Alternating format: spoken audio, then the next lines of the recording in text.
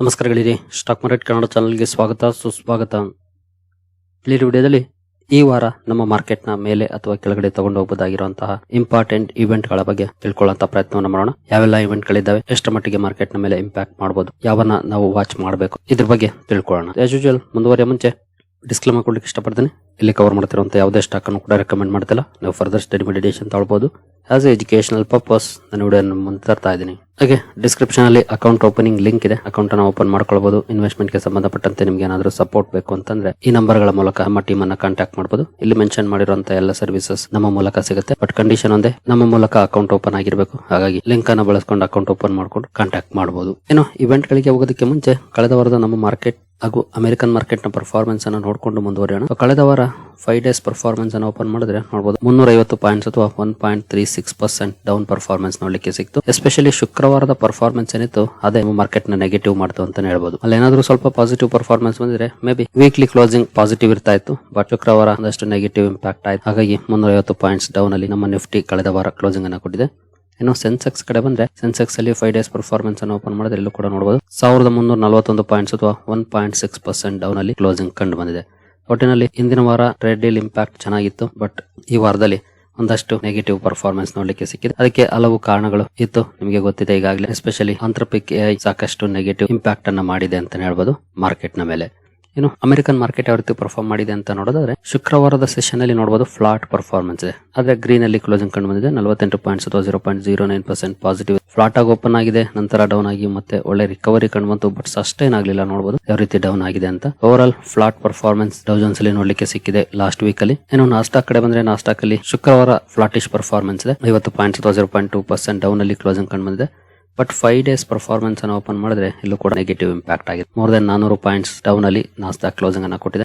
ಇನ್ನು ಡೌ ಜೋನ್ಸ್ ಕೂಡ last 5 days performance ಅನ್ನು ಓಪನ್ ಮಾಡಿದ್ರೆ ಇಲ್ಲೂ ಕೂಡ ನೋಡಬಹುದು 546 ಪಾಯಿಂಟ್ಸ್ ಅಥವಾ 1.09% ಡೌನ್ ಅಲ್ಲಿ ಕ್ಲೋಸಿಂಗ್ ಕಂಡು ಬಂದಿದೆ. ಅಂದ್ರೆ ಈ ಆಂಥ್ರೋಪಿಕ್ ಎಐ ಏನ್ ಬಂತು ಅದು ನಮ್ಮ ಮಾರ್ಕೆಟ್ ಅಷ್ಟೇ ಅಲ್ಲ, ಗ್ಲೋಬಲ್ ಮಾರ್ಕೆಟ್ ನ ಮೇಲೆ ಇಂಪ್ಯಾಕ್ಟ್ ಅನ್ನ ಮಾಡಿದೆ, ಇನ್ಕ್ಲೂಡಿಂಗ್ ಅಮೆರಿಕನ್ ಮಾರ್ಕೆಟ್. ಹಾಗಾಗಿ ನಮ್ಮ ಮಾರ್ಕೆಟ್ ಕೂಡ ಒಂದಷ್ಟು ನೆಗೆಟಿವ್ ಆಯ್ತು. ಎಸ್ಪೆಷಲಿ ಟ್ರೇಡ್ ಡೀಲ್ ಗೆ ಸಂಬಂಧಪಟ್ಟಂತೆ ಒಳ್ಳೆ ಸುದ್ದಿ ಬಂದ ನಂತರ ಕೂಡ ಅಮೆರಿಕನ್ ಮಾರ್ಕೆಟ್ ಅಂತೂ ಚೆನ್ನಾಗಿ ಪರ್ಫಾರ್ಮ್ ಮಾಡ್ತಾ ಇತ್ತು. ಬಟ್ ಕಳೆದ ವಾರದಲ್ಲಿ ಒಂದಷ್ಟು ನೆಗೆಟಿವ್ ಇಂಪ್ಯಾಕ್ಟ್ ಆಗಿದೆ ಅಲ್ಲೂ ಕೂಡ. ಏನು ಈ ವಾರದ ಇವೆಂಟ್ ಗಳ ಕಡೆ ಬಂದ್ರೆ ಮೊದಲಿಗೆ US ಹಾಗೂ ಇರಾನ್ ನಡುವಿನ ಕಾನ್ಫ್ಲಿಕ್ಟ್ ಬಗ್ಗೆ ಹೆಚ್ಚಿನ ಗಮನವನ್ನು ಕೊಡಬೇಕಾಗುತ್ತೆ. ಹಲವು ಸುದ್ದಿಗಳು ಬರ್ತಿದ್ದಾವೆ. ಇರಾನ್ ನ್ಯೂಕ್ಲಿಯರ್ ಡೀಲ್ ಗೆ ಒಪ್ಪಿಕೊಳ್ತಾ ಇದೆ ಅನ್ನುವಂತ ಸುದ್ದಿಗಳಿದ್ದಾವೆ. ಜೊತೆಗೆ ಅಮೆರಿಕ ಇರಾನ್ ಅನ್ನ ಭಯಪಡಿಸುವಂತ ಪ್ರಯತ್ನಗಳನ್ನಂತೂ ಮಾಡ್ತಾ ಇದೆ. ದೊಡ್ಡದಾಗಿ ಪ್ರಿಪರೇಷನ್ಸ್ ಮಾಡ್ತಾ ಇಸ್ರೇಲ್ ರೆಡಿ ಆಗ್ತಿದೆ. ಗೊತ್ತಿಲ್ಲ ಏನೆಲ್ಲ ಡೆವಲಪ್ಮೆಂಟ್ಸ್ ಆಗುತ್ತೆ ಅಂತ. ಇಲ್ಲಿ ಏನಾದ್ರೂ ನೆಗೆಟಿವ್ ಡೆವಲಪ್ಮೆಂಟ್ಸ್ ಆದ್ರೆ ಖಂಡಿತ ಅದು ಅಗೇನ್ ಗ್ಲೋಬಲ್ ಮಾರ್ಕೆಟ್ ನ ಮೇಲೆ ಒಂದಷ್ಟು ಇಂಪ್ಯಾಕ್ಟ್ ಅನ್ನ ಮಾಡುತ್ತೆ ಅಥವಾ ಪ್ರೆಷರ್ ಅನ್ನ ಕ್ರಿಯೇಟ್ ಮಾಡೋದ್ರಲ್ಲಿ ಯಾವುದೇ ಡೌಟ್ ಇಲ್ಲ. ಯಾಕಂದ್ರೆ ಅಮೆರಿಕದ ವಾರ್ಶಿಪ್ ಗಳು ಮಿಡ್ಲ್ ಈಸ್ಟ್ ಗೆ ಬರ್ತಾ ಇದಾವೆ. ಅದು ಭಯಪಡಿಸೋದಕ್ಕೆ ಬರ್ತಿದಾವ ಅಥವಾ ಆಕ್ಚುಯಲ್ ಆಗಿ ಅಟ್ಯಾಕ್ ಮಾಡಕ್ಕೆ ಬರ್ತಿದಾವ ಗೊತ್ತಿಲ್ಲ. ಒಟ್ಟಿನಲ್ಲಿ ಈ ಕಾನ್ಫ್ಲಿಕ್ಟ್ ಮೇಲೆ ಎಲ್ಲರ ಗಮನ ಇದ್ದೇ ಇರುತ್ತೆ ಈ ವಾರ ಮಾರ್ಕೆಟ್ ಎಸ್ಪೆಷಲಿ. ಹಾಗಾಗಿ ಇದನ್ನ ನಾವು ಕ್ಲೋಸ್ಲಿ ವಾಚ್ ಮಾಡಬೇಕಾಗುತ್ತೆ. ಇನ್ನು ನೆಕ್ಸ್ಟ್ ಇವೆಂಟ್ ಅಂತಂದ್ರೆ ಜಪಾನ್ ನ GDP ಡೇಟಾ ರಿಲೀಸ್ ಆಗ್ತಾ ಇದೆ. ಎಲ್ಲರ ಕಣ್ಣು ಜಪಾನ್ GDP ಡೇಟಾ ಮೇಲೆ ಇರುತ್ತೆ ಅಂತ ಹೇಳ್ಬೋದು. ಯಾಕೆಂತಂದ್ರೆ ನೋಡಬಹುದು ಫೋರ್ಕಾಸ್ಟ್ 1.6% ಇದೆ. ಏನಂತ ದೊಡ್ಡ ಫೋರ್ಕಾಸ್ಟ್ ಇಲ್ಲ ಅಂತ ಅನ್ಸಬಹುದು. ಬಟ್ ಮುಂಚಿನ ನೋಡಬಹುದು ನೆಗೆಟಿವ್ 2.3, ನೆಗೆಟಿವ್ 1.8, ಇಲ್ಲಿ 2.2 ಬಂದಿತ್ತು ಸೆಪ್ಟೆಂಬರ್ ಅಲ್ಲಿ. ಅದಕ್ಕೆ ಮುಂಚೆ 1% ಇತ್ತು. ಅದನ್ನ ಹೊರತುಪಡಿಸಿದ್ರೆ ಸಾಕಷ್ಟು ನೆಗೆಟಿವ್ಸ್ ಇದಾವೆ. ಇಲ್ಲಿ ಅದಕ್ಕೆ ಮುಂಚೆ ಪಾಸಿಟಿವ್ಸ್ ಇತ್ತು. ಈಗ ನೆಗೆಟಿವ್ ಇಂದ ಪಾಸಿಟಿವ್ ಎಸ್ಟಿಮೇಷನ್ ಮಾಡ್ತಿದ್ದಾರೆ. -2.3 ಇದ್ದದ್ದು ಡಿಸೆಂಬರ್ ಅಲ್ಲಿ, ಫೆಬ್ರವರಿಯಲ್ಲಿ +1.6 ಎಕ್ಸ್ಪೆಕ್ಟ್ ಮಾಡ್ತಿದ್ದಾರೆ. ಹಾಗಾಗಿ ಜಪಾನ್ ನ GDP ಡೇಟಾ ಮೇಲೆ ಕಣ್ಣಿಟ್ಟಿರಬೇಕಾಗುತ್ತೆ. ಈಗಾಗಲೇ ಜಪಾನ್ ಮಾರ್ಕೆಟ್ ಒಳ್ಳೆ ಪರ್ಫಾರ್ಮೆನ್ಸ್ ಅನ್ನ ಮಾಡ್ತಾ ಇದೆ, ಅದು ನಮ್ಗೆಲ್ಲರಿಗೂ ಗೊತ್ತಿರುವಂತದ್ದೇ. ಇನ್ ಕೇಸ್ ಅದಕ್ಕೆ ಒಳ್ಳೆ ಕಾಂಟ್ರಿಬ್ಯೂಷನ್ GDP ಡೇಟಾದಲ್ಲಿ ನೋಡ್ಲಿಕ್ಕೆ ಸಿಕ್ಕರೆ ಖಂಡಿತ ಮಾರ್ಕೆಟ್ ಇನ್ನೂ ಚೆನ್ನಾಗಿ ಅಪ್ ಆಗುವಂತ ಚಾನ್ಸಸ್ ಇರುತ್ತೆ ಜಪಾನ್ ಮಾರ್ಕೆಟ್. ಹಾಗಾಗಿ ಇನ್ಫ್ಲೋ ಚೆನ್ನಾಗಿ ಅಟ್ರಾಕ್ಟ್ ಮಾಡುವಂತ ಚಾನ್ಸಸ್ ಕೂಡ ಇರುತ್ತೆ. ವಾಚ್ ಮಾಡಬಹುದು. GDP ಡೇಟಾ ಯಾವತ್ತು ರಿಲೀಸ್ ಆಗೋದು? ಫೆಬ್ರವರಿ 16ನೇ ತಾರೀಕು, ಅಂದ್ರೆ ನಾಳೆನೆ ರಿಲೀಸ್ ಆಗ್ತಾ ಇದೆ. ಇನ್ನು ನೆಕ್ಸ್ಟ್ ಇವೆಂಟ್ ಅಂತಂದ್ರೆ ಅದು FOMC ಮಿನಿಟ್ಸ್ ರಿಲೀಸ್ ಆಗ್ತಾ ಇದೆ. ಲಾಸ್ಟ್ ಮೀಟಿಂಗ್ ಏನಾಯ್ತು ಅದರ ಮಿನಿಟ್ಸ್ ರಿಲೀಸ್ ಆಗುತ್ತೆ. ಅಂದ್ರೆ ಯಾವ ಮೆಂಬರ್ ಏನ್ ಹೇಳಿದ್ದಾರೆ, ರೇಟ್ ಕಟ್ ಬಗ್ಗೆ ಜಾಸ್ತಿ ಯಾರಾದ್ರೂ ಒತ್ತು ಕೊಟ್ಟಿದ್ದಾರಾ ಅಥವಾ ರೇಟ್ ಪಾಸ್ ಬಗ್ಗೆ ಒತ್ತು ಕೊಟ್ಟಿದ್ದಾರಾ, ಹಾಗೆ ಗ್ರೋತ್ ಬಗ್ಗೆ ಏನ್ ಹೇಳಿದ್ದಾರೆ, ಇದೆಲ್ಲವೂ ಕೂಡ ಇರುತ್ತೆ ಇದರಲ್ಲಿ. ಇದು ಕೂಡ ಮಾರ್ಕೆಟ್ ನ ಮೇಲೆ ಇಂಪ್ಯಾಕ್ಟ್ ಮಾಡಿರೋದನ್ನ ಈ ಹಿಂದೆ ನಾವು ಹಲವು ಸಲ ನೋಡಿದ್ವಿ. ಬಟ್ ಇದು 19ನೇ ತಾರೀಕು ರಿಲೀಸ್ ಆಗುತ್ತೆ, ಅಂದ್ರೆ ಗುರುವಾರ ನೈಟ್. ಶುಕ್ರವಾರ ನಮ್ಮ ಮಾರ್ಕೆಟ್ ರಿಯಾಕ್ಷನ್ ನೋಡ್ಲಿಕ್ಕೆ ಸಾಧ್ಯ ಆಗ್ಬೋದು. ಹಾಗಾಗಿ ಈ ಕಡೆ ನಾವು ಗಮನ ಇಡಬೇಕಾಗುತ್ತೆ. ಫೆಬ್ರವರಿ 19ನೇ ತಾರೀಕು. ಏನು ನೆಕ್ಸ್ಟ್ ಇವೆಂಟ್ ಕಡೆ ಬಂದ್ರೆ US GDP ಡೇಟಾ ಕೂಡ ರಿಲೀಸ್ ಆಗ್ತಾ ಇದೆ ಈ ವಾರದಲ್ಲೇ. ಅದು ನೋಡಬಹುದು ಫೆಬ್ರವರಿ 20ನೇ ತಾರೀಕು ರಿಲೀಸ್ ಆಗ್ತಾ ಇದೆ. ಕಳೆದ ಸಲ 4.3 ಎಸ್ಟಿಮೇಟ್ ಮಾಡಿದ್ರು, 4.4 ಬಂತು. ಈ ಸಲ 2.8 ಎಸ್ಟಿಮೇಟ್ ಮಾಡ್ತಿದ್ದಾರೆ. ಎಷ್ಟು ಬರುತ್ತೆ ಕಾದು ನೋಡ್ಬೇಕಾಗುತ್ತೆ. ಅಮೆರಿಕದ GDP ಡೇಟಾ ಎಕ್ಸ್ಪೆಕ್ಟೇಷನ್ ಕಡಿಮೆ ಇದೆ, ಜನವರಿಗೆ ಹೋಲಿಸಿದ್ರೆ ಫೆಬ್ರವರಿ ಎಕ್ಸ್ಪೆಕ್ಟೇಷನ್ ನೋಡೋಣ ಎಷ್ಟು ಬರುತ್ತೆ ಅಂತ. ಇದ್ರ ಮೇಲೂ ಕೂಡ ನಮ್ಮ ಗಮನ ಇರಬೇಕಾಗುತ್ತೆ. ಇನ್ನು ನೆಕ್ಸ್ಟ್ ಇವೆಂಟ್ ಕಡೆ ನಾವು ಬರೋದು ನಮ್ಮ RBI MPC ಮೀಟಿಂಗ್ ಮಿನಿಟ್ಸ್ ಕೂಡ ರಿಲೀಸ್ ಆಗ್ತಾ ಇದೆ. ಇಲ್ಲೂ ಕೂಡ ಮೆಂಬರ್ಸ್ ಏನೆಲ್ಲ ಸಜೆಷನ್ಸ್ ಕೊಟ್ಟಿದ್ರು, ಏನೆಲ್ಲ ಡಿಸ್ಕಷನ್ಸ್ ಆಗಿದೆ ಅನ್ನೋದು ಬರುತ್ತೆ. ಫೆಬ್ರವರಿ 20ನೇ ತಾರೀಕು ಅಂದ್ರೆ ಶುಕ್ರವಾರ ರಿಲೀಸ್ ಆಗುತ್ತೆ. ಈ ಕಡೆ ಕೂಡ ನಾವು ಫೋಕಸ್ ಮಾಡಬಹುದು, ಬಟ್ ಮಾರ್ಕೆಟ್ ಕ್ಲೋಸ್ ಆದ್ಮೇಲೆ ಬರುತ್ತೆ, ಯಾಕಂದ್ರೆ ಸಂಜೆ ಯೂಶಲಿ ರಿಲೀಸ್ ಆಗುತ್ತೆ. ಬಟ್ ಸ್ಟಿಲ್ ವಾಚ್ ಮಾಡಬಹುದು ಮಾನಿಟರಿ ಪಾಲಿಸಿ ಕಮಿಟಿ ಮೀಟಿಂಗ್ ಅಲ್ಲಿ ಏನೆಲ್ಲ ಡಿಸ್ಕಷನ್ಸ್ ಆಗಿದೆ ಅಂತ.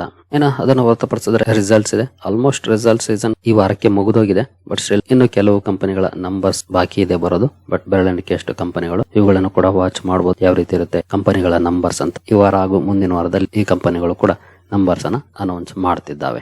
ಇನ್ನು ಅದನ್ನು ಹೊರತುಪಡಿಸಿದ್ರೆ FIS DIS ಆಕ್ಟಿವಿಟಿ ಮೇಲೆ ಕಣ್ಣಿರುತ್ತೆ, ಎಸ್ಪೆಷಲಿ FIS ಮೇಲೆ. FIS ಈ ತಿಂಗಳಲ್ಲಿ ಒಳ್ಳೆ ಬೈಯಿಂಗ್ ಅನ್ನ ಮಾಡಿದ್ರು, ಬಟ್ ಶುಕ್ರವಾರದ ಸೆಷನ್ ಅಲ್ಲಿ ನೋಡಬಹುದು ಭರ್ಜರಿ ಸೆಲ್ಲಿಂಗ್ ಅನ್ನ ಮಾಡಿದ್ದಾರೆ. ಒಂದೇ ದಿನ 7,395 ಕೋಟಿ ವರ್ತ್ ಆಫ್ ಶೇರ್ಸ್ ಅನ್ನ ಸೆಲ್ ಮಾಡಿದ್ದಾರೆ. ಸೊ ಶಾಕಿಂಗ್ ಅಂತಾನೆ ಹೇಳ್ಬೋದು, ಯಾಕಂದ್ರೆ ಲಾಸ್ಟ್ 8-10 ಸೆಷನ್ಸ್ ಅಲ್ಲಿ ಬೈಯಿಂಗ್ ಅನ್ನ ಮಾಡಿ ಒಂದೇ ಸೆಷನ್ ಅಲ್ಲಿ ಭರ್ಜರಿ ಸೆಲ್ಲಿಂಗ್ ಅನ್ನ ಮಾಡಿ ಓವರ್ ಆಲ್ ಈ ಮಂತ್ ನೆಗೆಟಿವ್ ಆಗ್ಬಿಡ್ತು. ಪಾಸಿಟಿವ್ ಅಲ್ಲಿ ಇದ್ರು 4-5 ಸಾವಿರ, ಬಟ್ ಶುಕ್ರವಾರದ heavy selling over all February month net selling ಅನ್ನ ಮೈನಸ್ ಮಾಡ್ಬಿಟ್ಟಿದೆ. 1,373 ಕೋಟಿ ನೆಟ್ ಸೆಲ್ಲಿಂಗ್ ಅನ್ನ ಮಾಡಿದ್ದಾರೆ. ನೋಡೋಣ ಈ ವಾರ ಯಾವ ರೀತಿ ಇರುತ್ತೆ ಇವರ ಕಡೆಯಿಂದ ರೆಸ್ಪಾನ್ಸ್ ಅಂತ. ಶುಕ್ರವಾರ ಅಂತೂ ಭರ್ಜರಿಯಾಗಿ ಸೆಲ್ಲಿಂಗ್ ಅನ್ನ ಮಾಡಿದ್ದಾರೆ, but let's hope for the best. ಈ ವಾರದಲ್ಲಿ FIS ಅಂತ ಒಳ್ಳೆ ಬೈಯಿಂಗ್ ಅನ್ನ ಮಾಡಿದ್ದಾರೆ ಶುಕ್ರವಾರದ ಸೆಷನ್ ಅಲ್ಲೂ ಕೂಡ. ಜೊತೆಗೆ ಈ ತಿಂಗಳಲ್ಲಿ 9,775 ಕೋಟಿ ನೆಟ್ ಬೈಯಿಂಗ್ ಅನ್ನ ಮಾಡಿದ್ದಾರೆ. ನೋಡೋಣ ಇವರು ಕೂಡ ಯಾವ ರೀತಿ ಇರುತ್ತೆ ಪರ್ಫಾರ್ಮೆನ್ಸ್ ಈ ವಾರದಲ್ಲಿ ಅಂತ.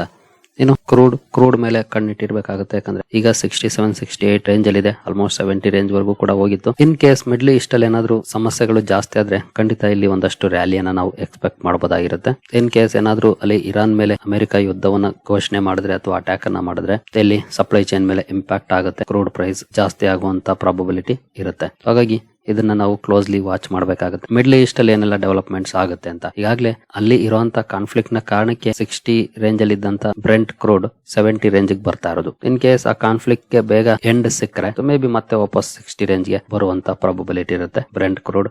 ಹಾಗಾಗಿ ಕ್ರೂಡ್ ಮೇಲೂ ಕೂಡ ಈ ವಾರ ಗಮನ ಇಟ್ಟಿರ್ಬೇಕಾಗುತ್ತೆ. ಎಸ್ಪೆಷಲಿ ಮಿಡ್ಲ್ ಈಸ್ಟ್ ಇಂದ ಯಾವ ಸುದ್ದಿ ಬರುತ್ತೆ ಅದ್ರ ಮೇಲೆ ಇದರ ಪರ್ಫಾರ್ಮೆನ್ಸ್ ಡಿಪೆಂಡ್ ಆಗುತ್ತೆ. ಇನ್ನು ರುಪಿ 92 ಕ್ರಾಸ್ ಮಾಡಿದಂತದ್ದು ಮತ್ತೆ 90.5 ರೇಂಜ್ ಗೆ ಬಂದು ನಿಂತಿದೆ. ಅಲ್ಲೇ ರೇಂಜ್ ಬೌಂಡ್ ಆಗಿ ನೋಡ್ಲಿಕ್ಕೆ ಕಾಣ್ತಾ ಇದೆ. ಇಲ್ಲಿ ಯಾವ ರೀತಿ ಪರ್ಫಾರ್ಮೆನ್ಸ್ ಇರುತ್ತೆ ಅನ್ನೋದನ್ನು ಕೂಡ ನಾವು ವಾಚ್ ಮಾಡಬೇಕಾಗುತ್ತೆ. ಯಾಕಂದ್ರೆ ಇನ್ ಕೇಸ್ ರುಪಿ ಕೂಡ ವೀಕ್ನೆಸ್ ಕಂಟಿನ್ಯೂ ಆದ್ರೆ, ಜೊತೆಗೆ ಕ್ರೂಡ್ ಪ್ರೈಸ್ ಕೂಡ ಜಾಸ್ತಿ ಆದ್ರೆ ಅದು ಎರಡು ಕಡೆ ಹೊಡೆತವನ್ನ ಕೊಡುತ್ತೆ ನಮ್ಮಂತ ಇಂಪೋರ್ಟ್ ನೇಷನ್ ಗೆ. ಹಾಗಾಗಿ ಡಾಲರ್ ವರ್ಸಸ್ ರುಪಿ ಯಾವ ರೀತಿ ಪರ್ಫಾರ್ಮೆನ್ಸ್ ಇರುತ್ತೆ ಅನ್ನೋದನ್ನು ಕೂಡ ವಾಚ್ ಮಾಡಬಹುದು. ನಂತರ ಗೋಲ್ಡ್ ಅಂಡ್ ಸಿಲ್ವರ್ ಅಲ್ಲಿ ಒಂದಷ್ಟು ಕರೆಕ್ಷನ್ ಕಂಡು ಬಂತು.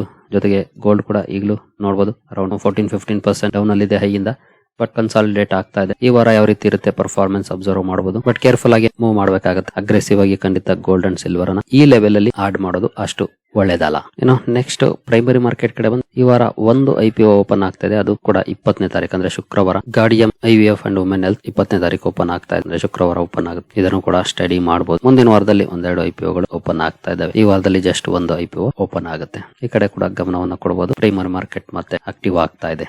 ಇನ್ನು ಈ ವಾರದ ಕಾರ್ಪೊರೇಟ್ ಆಕ್ಷನ್ ಗಳ ಕಡೆ ಬಂದ್ರೆ ಮೆಜಾರಿಟಿ ಕಂಪನೀಸ್ ಡಿವಿಡೆಂಡ್ ಕಾರಣಕ್ಕೆ ಫೋಕಸ್ ಅಲ್ಲಿ ಇರ್ತವೆ. ಮಧ್ಯೆ ನೋಡಬಹುದು Riddhi steel and tube bonus issue ಇದೆ 1:2 ರೇಷಿಯೋದಲ್ಲಿ. ಅಂದ್ರೆ 2 ಶೇರ್ಗಳಿದ್ರೆ 1 ಶೇರ್ ಅನ್ನ ಬೋನಸ್ ಆಗಿ ಕೊಡ್ತಾ ಇದೆ.